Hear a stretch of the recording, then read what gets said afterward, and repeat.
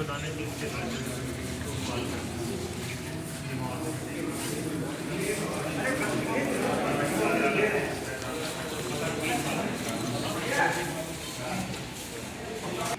श्री सुनील वैल ji, formal national president, Shri R K Jalal ji, chairman council for leather export, Shri Rajkumar Yadav ji, additional commissioner industries, Shri Pawan Agarwal ji, additional commissioner export.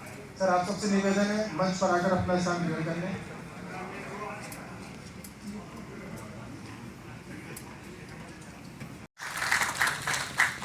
मैं श्री आलोक अग्रवाल जी से निवेदन करूंगा, Shri Alok Kumar ji, additional chief secretary sir, फूलों का गुलदस्ता देकर उनका स्वागत करें।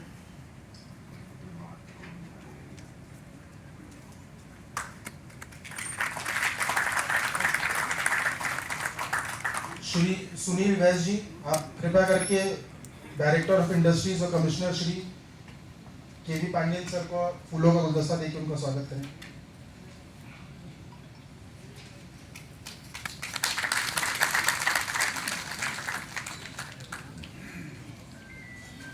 अब मैं कार्यक्रम को आगे बढ़ाते हुए श्री आर के अग्रवाल जी से निवेदन करूंगा कि वो अपने एड्रेस से इस मीटिंग को प्रारंभ करें।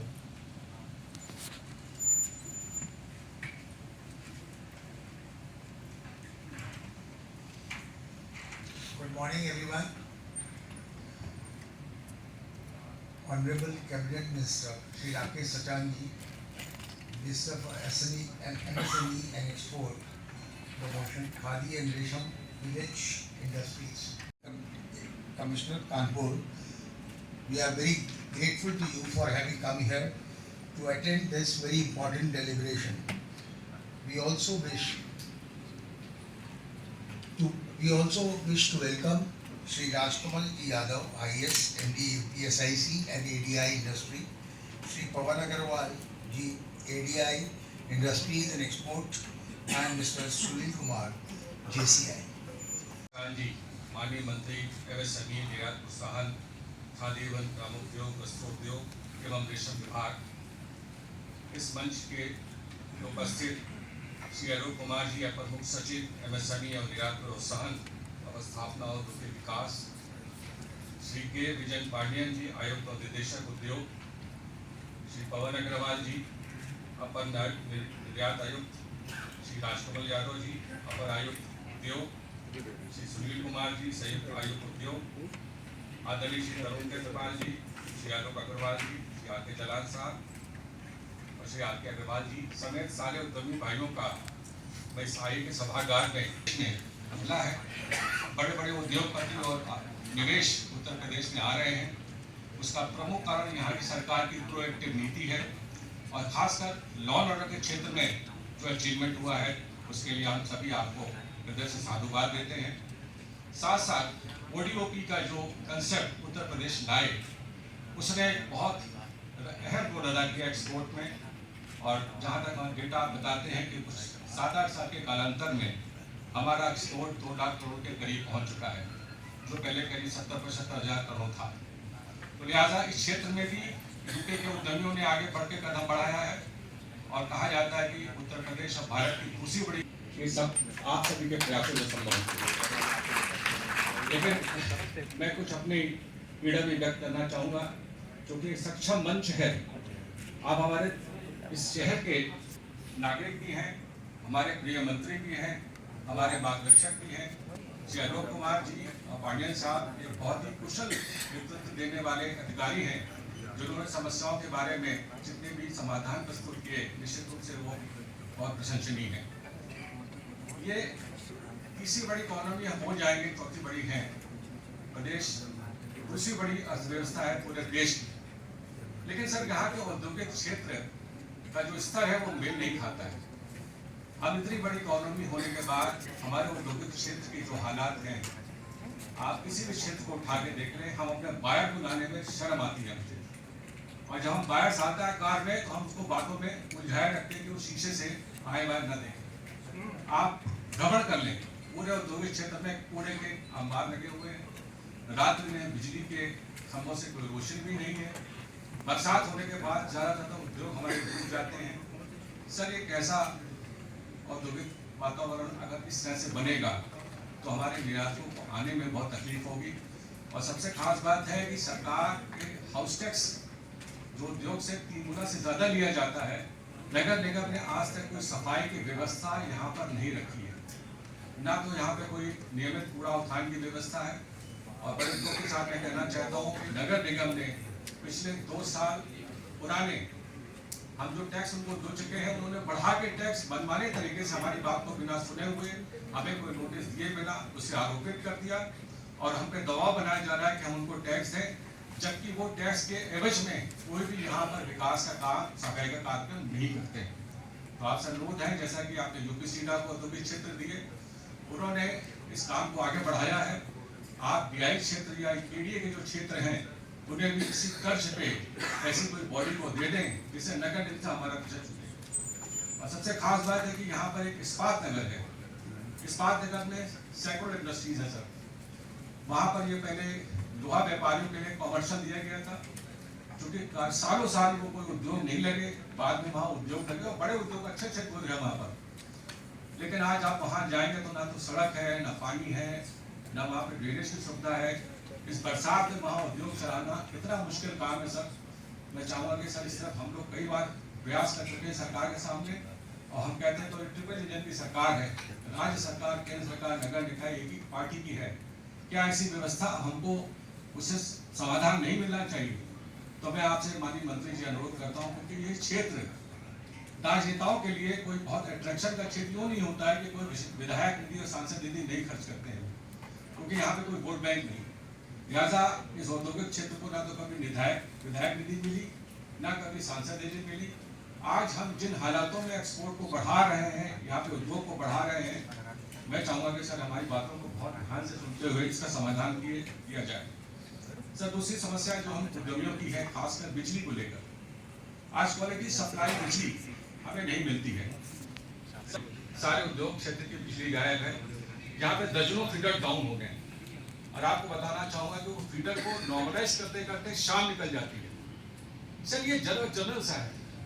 कानपुर में करीब 18,000 स्मॉल पावर है, 1,000 से ऊपर बल्क पावर है केस्को के अंदर में, और दक्षिणांचल के अंदर में भी करीब 2,000 के आसपास उद्योग संचालित होते हैं। कुल मिलाकर 20,000 उद्योग के बिजली का बिल भी हमको समय से नहीं मिलता है, ना तो सॉफ्टवेयर अपडेट है। सर ये समस्याएं करते करते पूरे 1 साल हो चुके हैं, और हम लोग जिन हालातों में अपने उद्योग को संचालित कर रहे हैं, अगर हम एक जनरेटर चलाना चाहते हैं तो उसके लिए हमको पोल्यूशन एनजीटी की दिक्कतें पैदा होती हैं। अगर समय बिजली आबाद रूप से देंगे तो हम जनरेटर चलाएंगे क्यों? अगर आप हमें बिजली का हमें पानी देंगे, वहाँ पे सप्लाई देंगे, तो हम ग्राउंड वाटर को निकालेंगे? आज ग्राउंड वाटर की हमको एनओसी लेनी पड़ती है, जबकि उद्योग ग्राउंड वाटर का मात्र 8% इस्तेमाल करता है, बाकी कृषि करती है। उसके बावजूद आप देखिए पश्चिमी क्षेत्रों में बहुत से उद्योगों को इसलिए बंद कर दिया गया कि वाटर अट्रैक्ट नहीं कर सकते, ना वो जनरेटर लगा सकते हैं।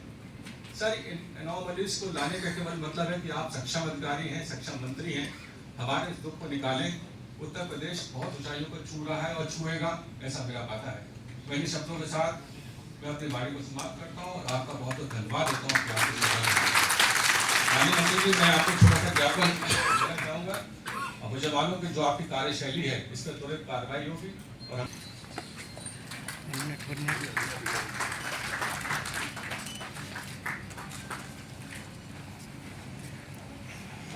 कमिश्नर उत्तर प्रदेश के, ये भी सौभाग्य की बात है हमारे कानपुर के लिए। जो आपकी और बहुत सारी जो समस्याएं आए हैं, जैसे केडीए हो गया, नगर निगम हो गया, उससे भी आप ताल्लुक रखेंगे।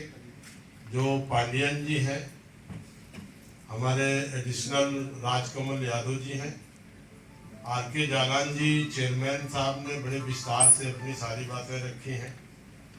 हमारे बीच में आरके अग्रवाल जी आईआईए के चेयरमैन, उन्होंने भी अपनी विस्तार से भी चर्चाएं रखी हैं।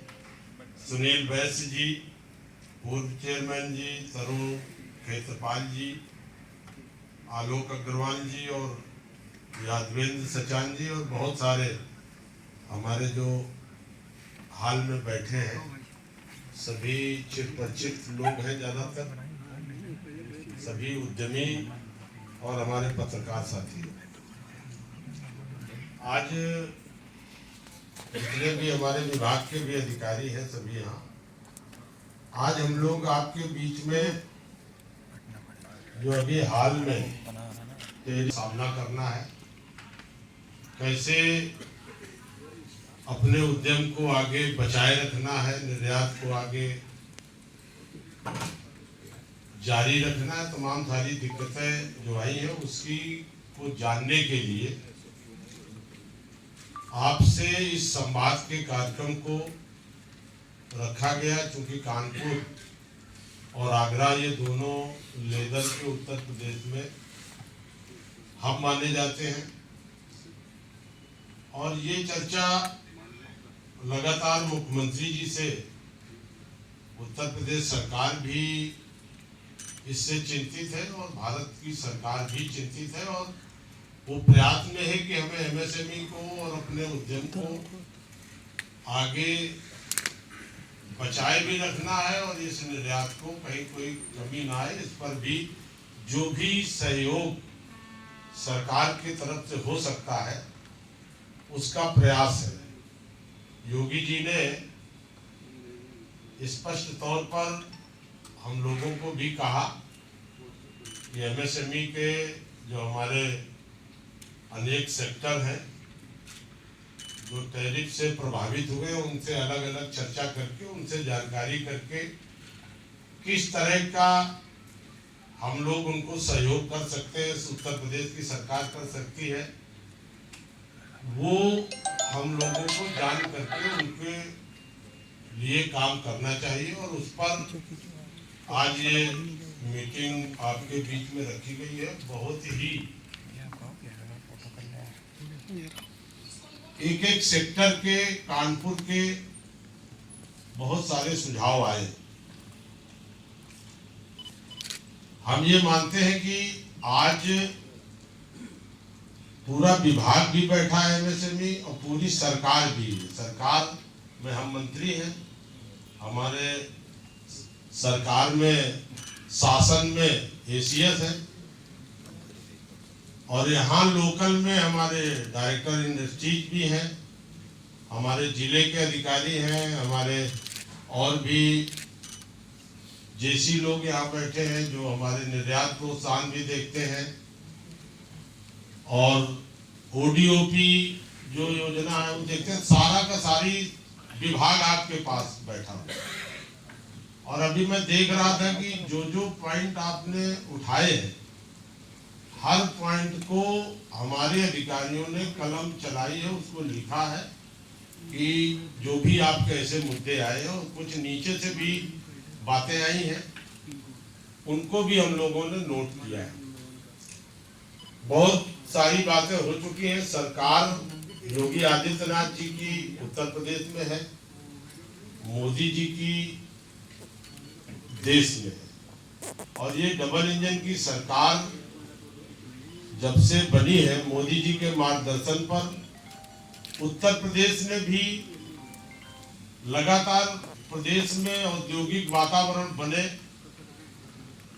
2017 से अब तक हम ये कहें तो उत्तर प्रदेश में एक अच्छा औद्योगिक वातावरण बना भी, कानून व्यवस्था हो, इंफ्रास्ट्रक्चर हो, विद्युत आपूर्ति हो और उत्तर प्रदेश के जो इंफ्रास्ट्रक्चर में बदलाव आया है उसके चलते अभी इन्वेस्टर मीट हुई थी, तभी 40 लाख करोड़ तक के प्रस्ताव हमें उत्तर प्रदेश में मिले। लोग जो घर बैठ गए थे, जो उत्तर प्रदेश में उद्यमी जो एकदम हतोत्साहित थे कि हम कैसे अपना उद्यम बचाए रखें, आगे बढ़ाएं न बढ़ाएं, उन्होंने भी एक तरह से उत्तर प्रदेश के इस वातावरण और माहौल को देख करके अपने उद्यम को प्रदेश के सभी जनपदों में इन्वेस्ट के लिए लोगों ने आगे बढ़ने का काम किया है। जिनके कुछ उद्योग छोटे थे उनको बढ़ाने का भी काम किया है। तो ये तभी संभव हो पाया है जब हमारे सरकार की मदद, सरकार की जो 35 सेक्टरों की पॉलिसी बनी जिसमें तमाम इंसेंटिव इस तरह से उद्यमियों को देने के प्राविधान किए गए प्राविधान नहीं, साथ साथ देने पर भी नियत साफ रही कि नहीं, हमें इंसेंटिव हमें उद्यमियों को देना है, और उसको उस स्तर पर प्रयास भी सरकार के हुए। और इसीलिए उत्तर प्रदेश एक औद्योगिक प्रदेश बनने की तरफ बढ़ रहा है। लेकिन बीच में दुनिया में जिस तरह से अभी टैरिफ का संकट अमेरिका के द्वारा एकदम दे दिया गया, 15%, 25%, फिर सीधे 50%। अब ये आप सभी जानते हैं, ये बहुत दिन नहीं चलेगा, इसका हल निकलेगा। लेकिन हल जब तक निकलेगा तब तक ऐसा ना हो कि हमारे जो एक्सपोर्टर हैं, जो इंडस्ट्री हो, इतनी प्रभावित हो जाए, लड़खड़ा जाए, जिससे आगे खड़े होने में उनको दिक्कत हो। इसका हल और इसका रास्ता निकालने के लिए ही आज हम लोग यहाँ सारे लोग बैठे हैं, और उस पर बहुत सारी सार्थक चर्चाएं हुई हैं। और उन चर्चाओं के माध्यम से मैं इतनी बात कह सकता हूं कि निश्चित तौर पर सरकार को 100-200 करोड़ रुपए खजाने से अगर लगाना पड़ेगा तो योगी सरकार पीछे नहीं रहेगी, लगाने का काम करेगी।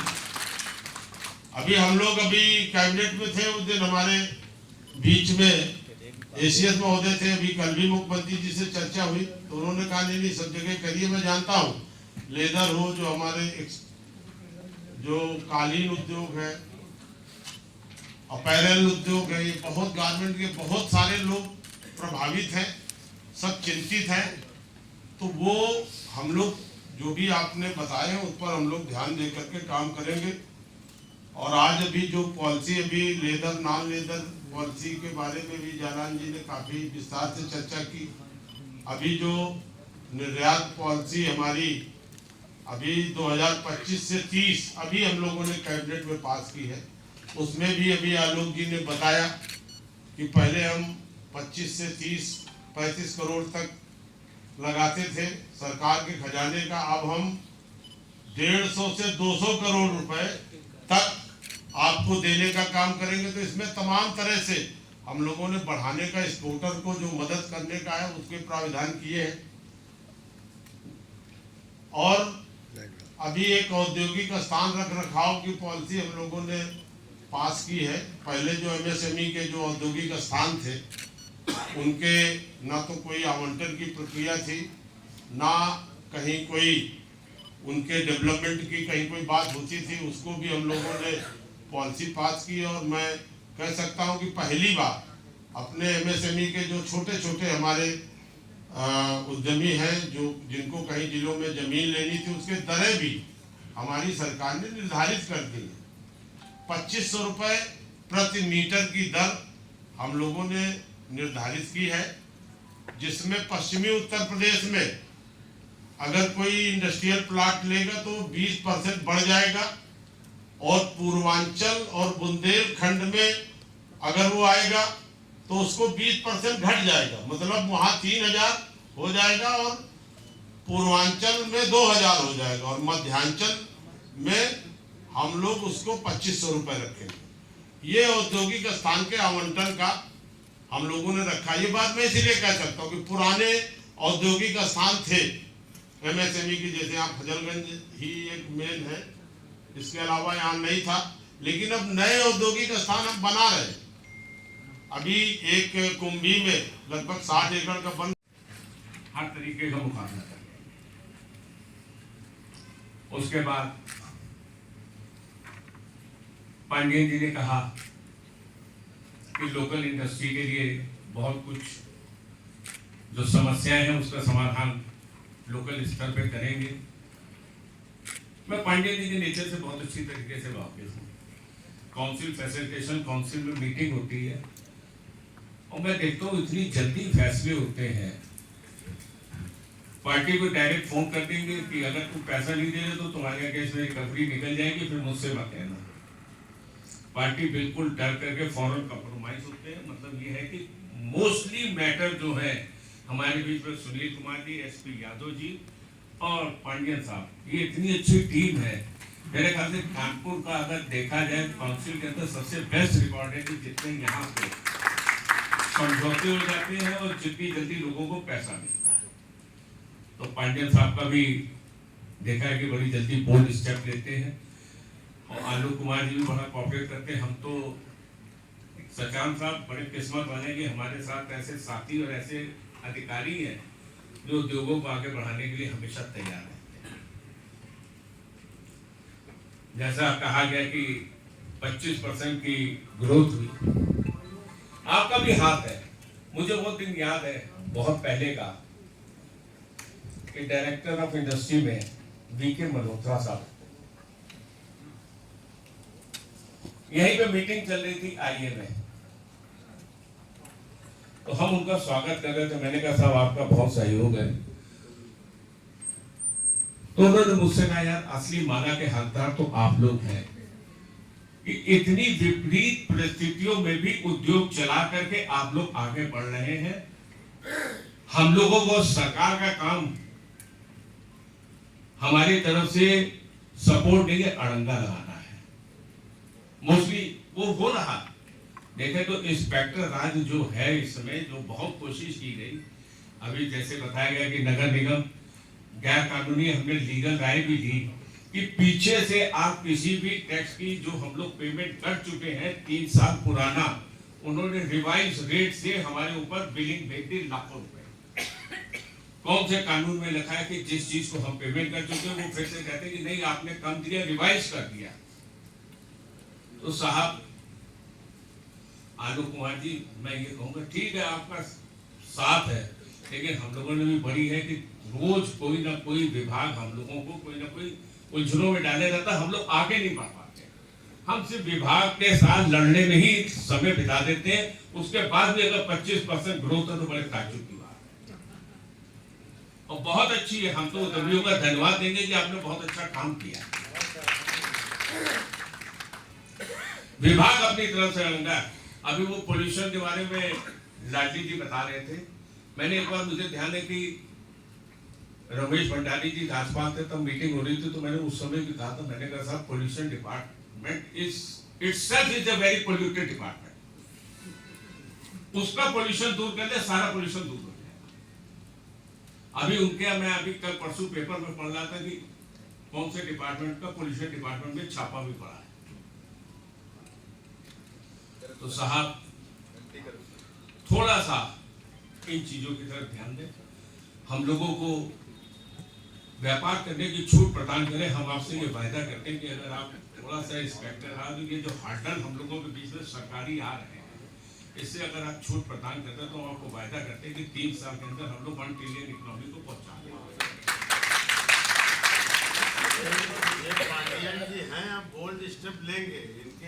ये थोड़ा सा बोल्ड स्टेप होना जरूरी है कि जो प्रशांत है ना, हम लोग जाए पांडेय जी के पास और पांडेय जी इमीडिएट उसके अगेंस्ट एक्शन लें।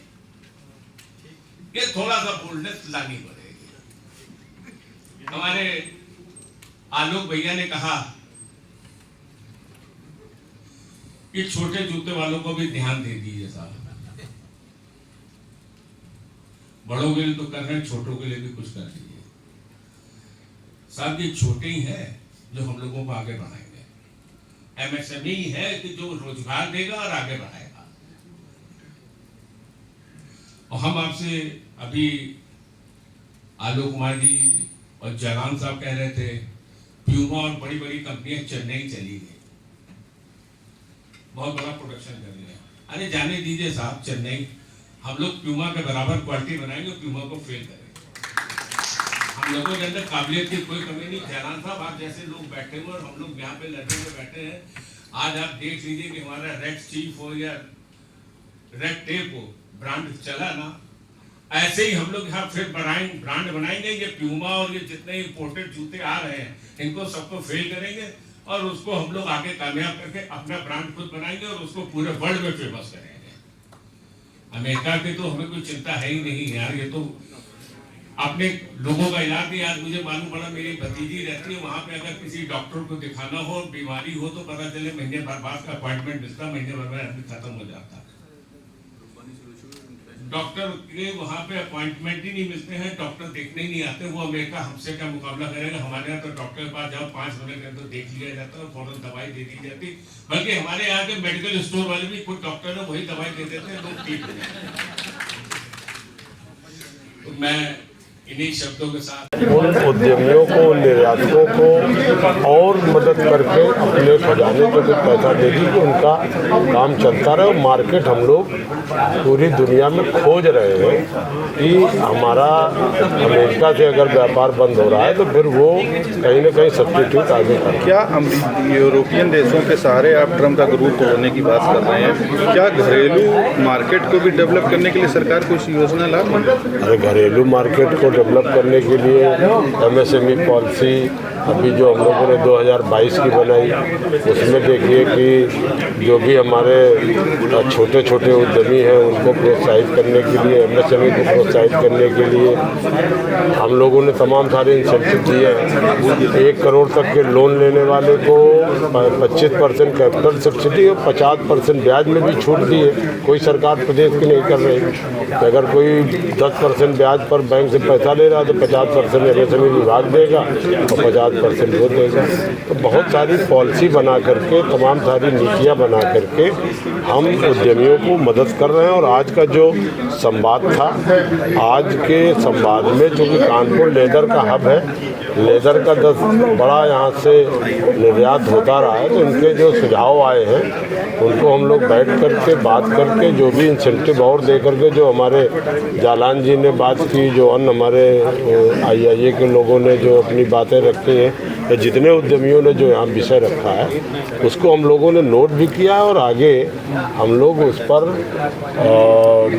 सरकार की तरफ से चर्चा करके मुख्यमंत्री जी ने ही कहा है कि अभी हम भदोही जाएंगे, 12 को भदोही लगाए हैं बैठक। अपैरल वालों के साथ बैठना है, गारमेंट के साथ में। ये जो सेक्टर प्रभावित हो रहे हैं इनसे राय भी लेनी है, इनसे सुझाव भी लेनी है, इनकी सरकार क्या मदद कर सकती है उस पर विचार करके आगे बढ़े। सर, मूलभूत आपने भी सरकार 100 एकड़ में हम औद्योगिक स्थान विकसित करेंगे। कानपुर में तो लैंड नहीं है सर, 100 एकड़ एक कानपुर में है। कानपुर नगर में घाटमपुर बता तो दिया, 70 एकड़ जगह पे कर रहे हैं। घाटमपुर नगर का पार्ट है। कानपुर देहात में कुंभी में कर रहे हैं और दुआरी में 100 एकड़ कर ही रहे हैं, इटावा कर रहे हैं। तो कानपुर मंडल में तो जितने 8-9 हैं उनमें सब में कर ही रहे हैं आगे। तो हम लोग पूरे प्रदेश में इस काम को कर रहे हैं और कम से कम 12 ऐसे जनपद हैं जहाँ पर मुख्यमंत्री अभी उसका शिलान्यास करेंगे। कहीं स्थान में क्या क्या होगा? औद्योगिक स्थान पे एक क्लस्टर टाइप होगा, वहीं पर हमारा जो उद्योग विभाग का कार्यालय है वो भी होगा। सेट बना करके हम लोग MSME को डेवलप करेंगे और MSME के जो भी हमारा ODOP का जो प्रोडक्ट है वो जो प्लांट लेंगे, इंडस्ट्री चलाएंगे, उनको हर तरह का उसमें पूरे क्लस्टर को डेवलप करना है और नौजवानों को रोजगार देना, स्किल वर्कर को रोजगार देना, स्किल की ट्रेनिंग देना, ये सब चीज़ उसमें जुड़ी है। रमईपुर लेदर क्लस्टर सर कहाँ फंसा हुआ है? नहीं, कोई फंसा हुआ नहीं, तो मूलभूत इंफ्रास्ट्रक्चर वो हो गया है। रमईपुर का जो एक बना रहे थे प्राइवेट लोग, वो नहीं, तो वो एक लेदर क्लस्टर के लिए 400 एकड़ जगह द्वारा जो मूलभूत इंफ्रास्ट्रक्चर है उसके लिए क्या कहें? सड़क, पानी, ये तो कोई तो दिया गया यहाँ। इस्पात नगर का जो है